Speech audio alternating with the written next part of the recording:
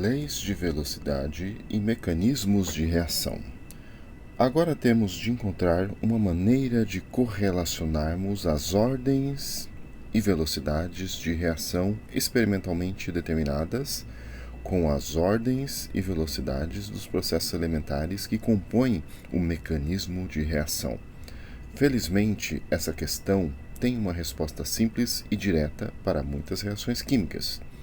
Considere a reação hipotética, onde 3 moléculas de A reagem com 2 de B, dando C mais D, a qual supostamente ocorre segundo o mecanismo abaixo, composto de 4 etapas. Na primeira etapa ali você tem A reagindo com B, formando E e F, que são intermediários. Depois você tem A reagindo com o intermediário E, formando o intermediário H. Depois A reagindo com o intermediário F, formando o intermediário G. E por fim, na última etapa, H mais G mais o reagente B, dando C e D. Se você notar aí, você pode eliminar os intermediários e chegar à equação global.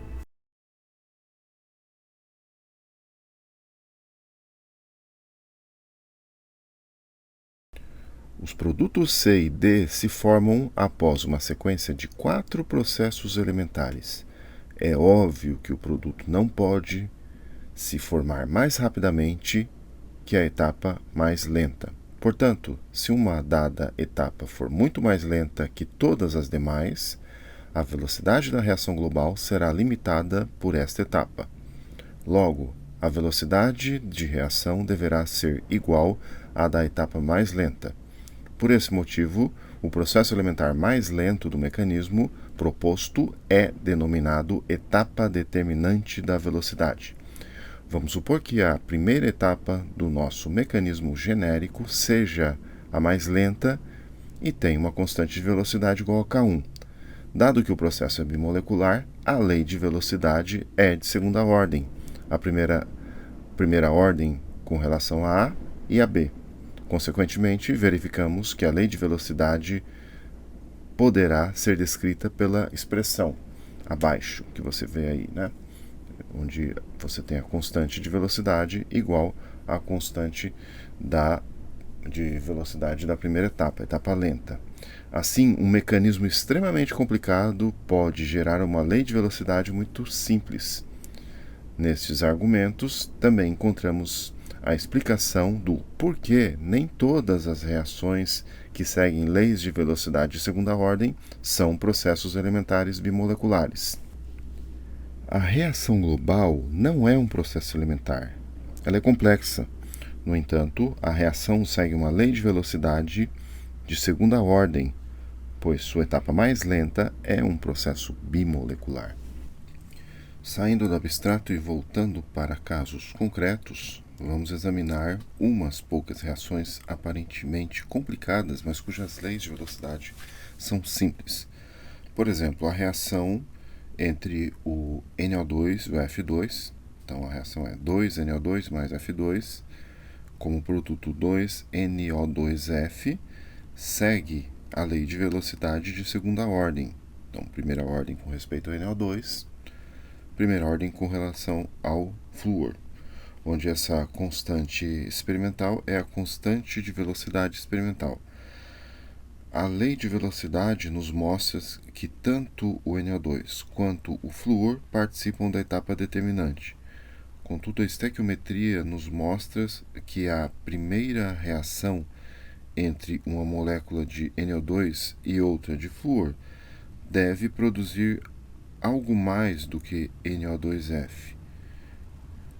Estas duas constatações nos sugerem que o mecanismo mais provável para a reação é este.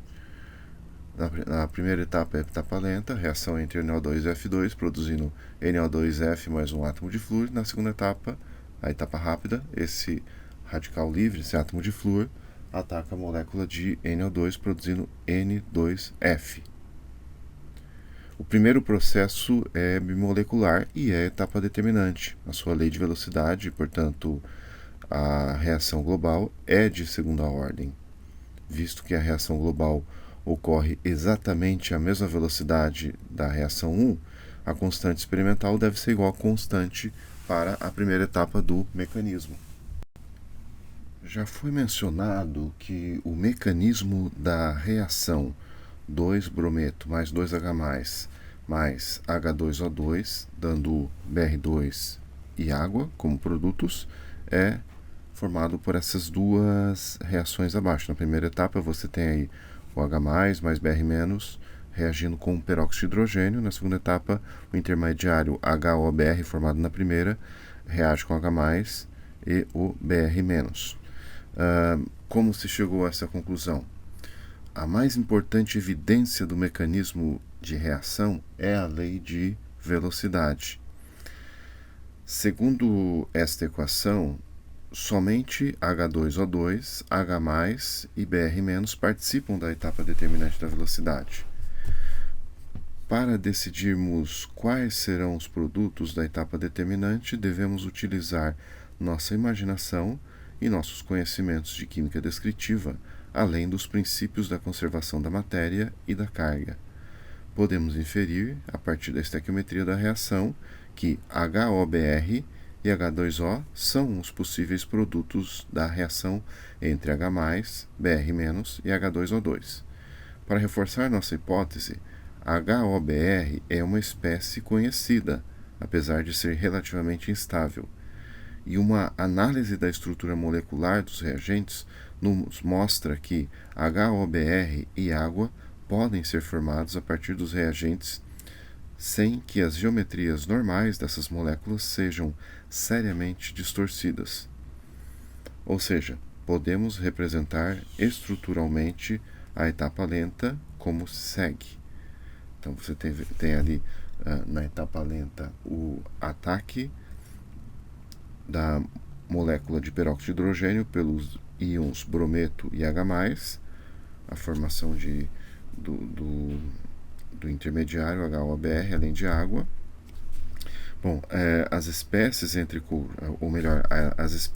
entre colchetes representam o intermediário no qual a ligação oxigênio-oxigênio está se rompendo, enquanto as ligações bromo-oxigênio e hidrogênio-oxigênio estão se formando. Esta estrutura instável, denominada complexo ativado, permanece no meio reacional por cerca de 10 a menos 13 segundos. É realmente muito pouco tempo. É uma espécie, digamos, um transiente, né? Para justificarmos a etapa final do mecanismo, deveremos utilizar alguns conhecimentos extras de química descritiva. É possível prepararmos soluções levemente alcalinas contendo HOBr e Br-.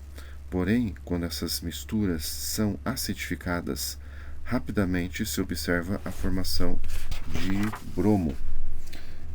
Esta é uma evidência de que a reação ocorre rapidamente, a reação entre o HOBr e o H+ e o Br-. Em outras palavras, as características da segunda etapa são consistentes com nossa experiência química.